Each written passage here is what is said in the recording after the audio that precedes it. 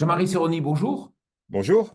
Bonne année tout d'abord. Alors, Jean-Marie Serroni, en ce début d'année, il y a peut-être un point positif, un point négatif. Le point positif, c'est que le monde agricole a su quelque part apporter la valeur ajoutée à sa production, et ça, c'est bien, c'est un effort qui commence à porter ses fruits. Et puis, un point négatif, c'est que hier, la CMA-CGM a annoncé le doublement de ses tarifs de fret.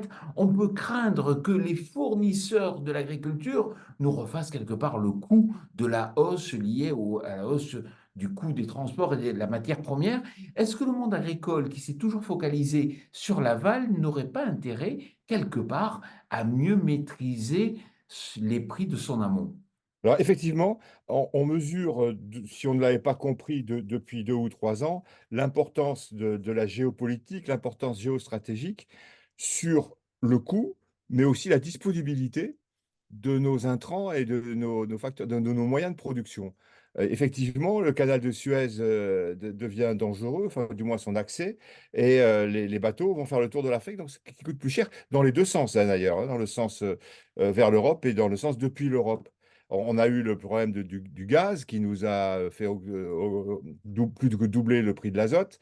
Donc on peut se poser la question. Et historiquement, le monde agricole s'est beaucoup intéressé à la création de valeur. Syndicalement, il se bagarre pour le prix. Il y a même un des syndicats qui en fait son unique phare. L'organisation collective agricole, les coopératives, qui historiquement, au début, avaient été créées les approvisionnements, se sont de plus en plus intéressées à l'aval. Ils détiennent près de la moitié, 45% de la transformation. Certains même vont jusqu'à la distribution.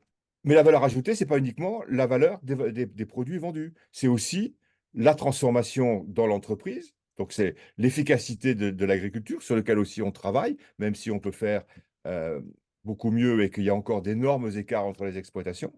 Et puis enfin et surtout, c'est le prix de ce que l'on achète. Et c'est vrai que le monde agricole là-dessus a, est relativement peu investi. Il ne maîtrise techniquement que l'aliment du bétail et les semences. Pour le reste, il a un rôle de commerçant. Ils achètent en amont et ils revendent aux agriculteurs et ils en ont quasiment le monopole. Et on peut se demander si le monde agricole ne pourrait pas aller plus loin, parce qu'il faut qu'on ait en tête que globalement, nos approvisionnements, que ce soit les intrants, mais aussi le matériel, grosso modo, je le la fais à la grosse, nous coûtent chez nous à peu près 10% plus cher que dans les autres pays européens, parce que ça intègre du conseil qui est mélangé dans le prix des produits. Alors, c'est vrai que quelque part, pour éviter qu'il y ait une fuite de valeur ajoutée vers l'amont, et on sait que c'est un phénomène de cliquetis, c'est-à-dire ça monte et ça descend jamais, est-ce que le monde agricole ne devrait pas étendre la notion de filière? La filière, ce n'est pas que vers l'aval, c'est aussi vers l'amont. Tout à fait. La filière, c'est aussi vers l'amont. Euh, et qu'est-ce qu'on a fait pour maîtriser plus la valeur sur l'aval? D'abord, en gros, il y a le combat syndical, et on a quand même assez peu vu de combats syndicaux pour faire baisser le prix des intrants. Euh, euh, Peut-être aussi est-ce que parce que le commerce est détenu à 100% par la profession agricole, qui s'auto-limite, hein, on peut peut-être aussi se poser cette question. Mais aussi, on essaie de maîtriser l'aval par de la contractualisation, pour essayer de lisser dans le temps, d'éviter les à-coups. Et pourquoi on n'aurait pas la même logique sur l'amont? Et c'est d'autant plus important que la concurrence et donc la compétitivité va aller croissante. Donc, on ne peut pas uniquement se battre sur les prix de vente. Il faut aussi travailler les prix d'achat.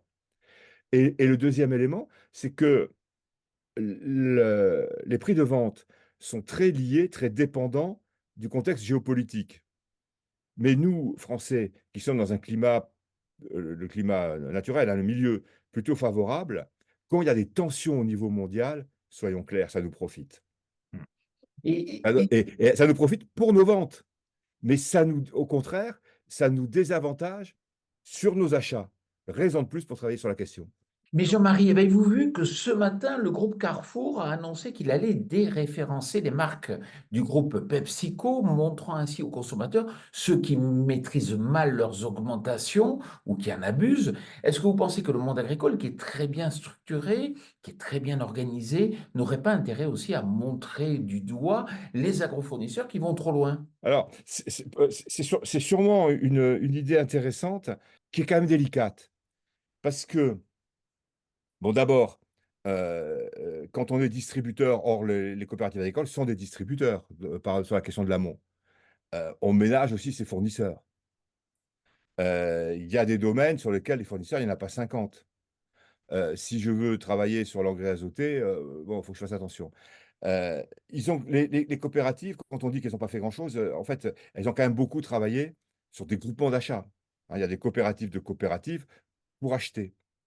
Mais l'autre élément aussi à mon avis, qui font qu'ils sont sur leur garde, c'est que, il y a pas mal de pays sur lesquels les fournisseurs d'intrants travaillent en direct avec les agriculteurs. Et certains ont pensé que, notamment lors de la séparation de la vente et du conseil, les firmes phyto, et je sais que certaines ont travaillé la question, se posent la question d'aller en direct auprès des agriculteurs, hein, de court-circuiter la distribution. Aujourd'hui, ils n'y ont pas intérêt.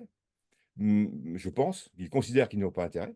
Mais si la distribution se devenait un peu trop, entre guillemets, «casse-pied» pour les fournisseurs, ils iraient en direct, surtout sur les produits phyto qui sont quand même pas très pesants. Les questions logistiques sont bon, il y a des questions de retrait, de retour, et cetera. Et du reste, il y a quelques plateformes, numériques qui travaillent là-dessus. C'est un peu tu me tiens par la barbichette, mais c'est peut-être aussi le rôle de défense des syndicats agricoles, en gros d'y aller, de s'occuper de s'occuper du problème. Voilà, Jean-Marie Serroni, merci beaucoup. On le voit, c'est une question qui est sensible, mais c'était une question importante à aborder. Merci à vous. Bonne année à tous. Merci.